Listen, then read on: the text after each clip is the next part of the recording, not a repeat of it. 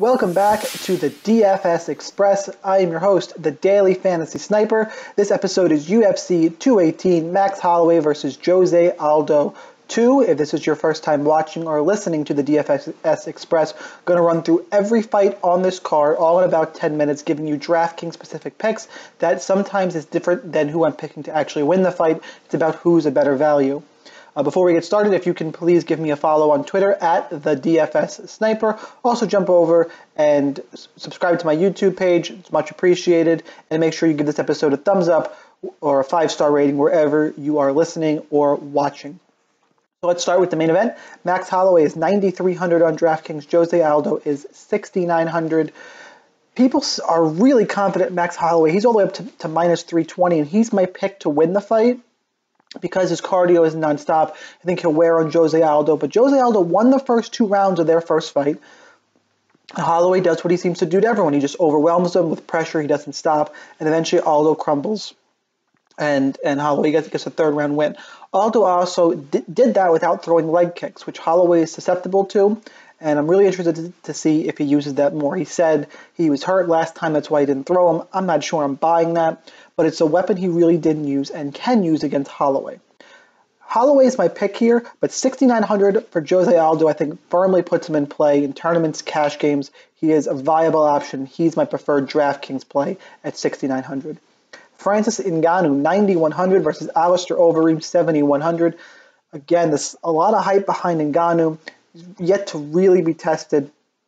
Overeem has been cagier since he knows he has a chin issue. He's been fighting smarter and technically should be better than Ngannou. It's just, will the chin hold up? And Ngannou is just a freakish athlete. You see these freak athletes come through and they just start running through people. Overeem's a little bit aged. You could go either way in this fight because 7,100 is probably too cheap for Overeem, but I like Ngannou. I'm a fan. He just runs through people. I think at some point Overeem could keep him at bay for a little while, but I think when Ngannou touches him at all, it could be lights out. I'm not willing to fade Ngannou. He's my pick at 9,100. Henry Cejudo, 9,200 against Sergio Pettis, 7,000. I'm pretty high on Cejudo here, 9,200. He's a wrestler. You have to love the grappling upside on DraftKings. I think he'll be able to throw Sergio Pettis around. I think it's too much too soon for Pettis. You saw in the Moreno fight, I believe he got taken down a few times early in that fight, eventually kept his range. Cejudo's too much, and he's making improvements. He struck really well in the Wilson Hayes fight. I know Hayes is a grappler, but Cejudo is clearly drastically improving. Grappling upside, Cejudo's easily my preferred play at 9,200.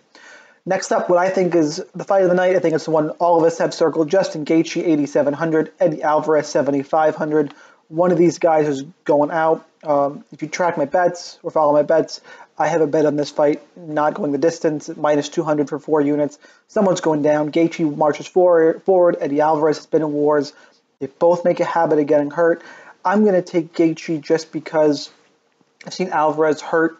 It's hard to believe Gaethje's always hurt, but Alvarez hurt worse as of late. He's not been right since the McGregor fight. McGregor put him out pretty embarrassingly, knocked him down, maybe even out a couple times in that fight. Gaethje just beat Michael Johnson, and Eddie Alvarez also was losing that fight against Dustin Poirier before the illegal knees. I like Justin Gaethje here, but you could play either of these guys in tournaments firmly in play. For me personally, my preferred play is Justin Gaethje. Tisha Torres, 8,600. Michelle Waterson, 7,600. Really close fight. Tisha Torres, stand-up striker, I think is going to keep Waterson at bay. But Waterson probably has the advantage on the ground if she can get it there. I'm not sure if she can. And also has that awkward karate style, that point fighting type of style. It's lower upside. I'm going to take Michelle Waterson for the price saving, 7,600. And I think if there is any grappling upside, Waterson would be the play there. So she's the pick on DraftKings. I probably won't have a ton of this fight either way, though. Paul Felder, 8,500. Charles do Bronx Oliveira, 7,700. Personally, I am just not a Charles Oliveira fan at all. I'll take Paul Felder. I think Felder will be able to outstrike him on the feet. Oliveira has also been submitted in the UFC, and he's supposed to be a submission specialist. He's inconsistent, so I don't think he's that good, but sometimes he shows up for fights. I'm not willing to take that risk. Felder's more consistent. I'll take him at 8,500. Alex Cowboy Oliveira, 8,900. Yancy Medeiros, 7,300. Medeiros makes a habit of getting hurt in his fights. Oliveira, people forget how good this guy is. He just put Ryan LaFleur out cold with a sickening uppercut. The dude, and LaFleur tried to not engage a whole lot in this fight, wanted to grapple. I think Oliveira is better than Medeiros pretty much anywhere this fight goes. I like him a lot at 8,900. I don't want to say the wrong Tamer here. It is David Tamer, 8,400 against Drakkar Close, 7,800. Both these guys good strikers. Tamer, high output kickboxer. I think his striking is better. I am a little worried about his cardio, but I'm going to go with Tamer at 8,400. I think this is shaping up to be a striking battle. Should be a fun 3-round fight. I think Tamer comes out on the right side of a decision and probably scores pretty well. He's shown decent volume in his fights. I like Tamer at 8,400. Elise Herrig, 8,300. Courtney Casey, 7,900. A fight I'm not terribly interested on DraftKings. I'll probably lean Herrig here. I think she's more well-rounded. Casey, it's small edges everywhere for Herrig. I think she's going to keep the fight standing and be able to pick apart Casey. I don't see a lot of volume in this one. Probably a fight I'm going to avoid, but my preferred play is probably Felice Herrig at 8,300. Amanda Bobby Cooper at 9,100 against Angela Magana at 7,100. This fight makes me sick. Somehow Amanda Cooper has climbed to be the biggest favorite on this card. Let me get the exact number. I'm recording this on Wednesday night, and as of right now, she is I can't even find it. Maybe the books pulled it down. Nope, minus 470. It is just silly. I know Angela Magana is not good. She's quite frankly bad, but she probably has the advantage on the ground because ABC Cooper's game on the ground is really bad. 7,100. I'll take the shot on Magana because, and I'm really not going to play a ton of her. Maybe it's a punt somewhere, but I cannot pay 9,100 for a 2-3 fighter and Amanda Bobby Cooper. Magana is by default my preferred play. Abdul Razak Al Hassan, 9,000. Sabah Hamasi, 7,200. Al Hassan coming off the loss to Omari Akhmedov. Sabah Hamasi, we haven't seen him in a year. Razak Al Hassan is a power fighter, a really talented prospect, and I think he got one of those up-and-coming experiences these guys need. Just, picked up the first loss in a tough fight against Akhmedov. It was a split decision. I think he bounces back here against Hamasi. Hamasi is hittable, and Razak has good power. I think this one probably ends in a finish.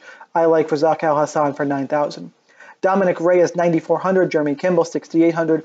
Dominic Reyes, the most expensive fighter in the card. I will pay that price because I think Jeremy Kimball is trash. I made the mistake of underestimating Reyes in his UFC debut because he hadn't fought anybody. It's probably because nobody wanted to fight him. Dude has good skills at the light heavyweight division, big power, solid prospect. He's my pick at 9,400. Most expensive fighter on the card, but if you could fit him, I would play him. Justin Willis, 8,800 against Alan Crowder, 7,400. This is the one fight I still need to do a little bit more study on. I'm leaning towards Willis, though. Crowder was on Dana White Tuesday Night Contender Series. Looked okay, but Willis is just a huge dude. He cuts weight to make 265, has some decent skills. I just think the size advantage might be too much here. I'll take Willis at 8,800. Now we jump over to DraftKings. This is a cash game build. I know I have the $8 tournament screen open, but this is the lineup for cash games. Sorted by salary here. I'm going to try and find some safety. There's not a ton of safety in the mid tier here, so I think it's a Stars and Scrubs week, even in cash. I like Reyes. I like Cejudo a lot. I'm probably going to stack the main event because, as I mentioned, a lot of people will play Holloway. I think he's the pick to win the fight, but as I covered earlier, Jose Aldo is plenty live. Gives me 7,600 left per fighter. I probably want to pay up a little more. I think Magana is a fine punt cash game play. Again, I really want to go Stars and Scrubs. Look for at least 4-2 and give myself a shot at 5-1. Magana, Amanda Bobby Cooper, just the pricing is off in my opinion. I know people don't like Magana, but skill-wise, ABC Cooper's no good. 8,100 a fighter. That really doesn't leave me a lot here. can put in Tamer. I'm over by 300. I might not be able to get all of Reyes, Cejudo, and Holloway in. So who else would I want to play in cash? The answer is probably Cowboy Oliveira, and I can come down off of Cejudo or Reyes. So I'll take out Henry Cejudo and put in Cowboy Oliveira. And that's our sample cash game lineup for this week. Dominic Reyes, Alex Cowboy Oliveira, Max Holloway, Jose Aldo, main event stack, Angela Magana, and Tamer. That's it for this week in the DFS Express. Guys, please give me a follow on Twitter if you don't already. Subscribe to my YouTube page, and I'm always looking at comments and looking to talk to you guys on Twitter. So thanks for watching, and I will talk to you next week. Good luck in your contests.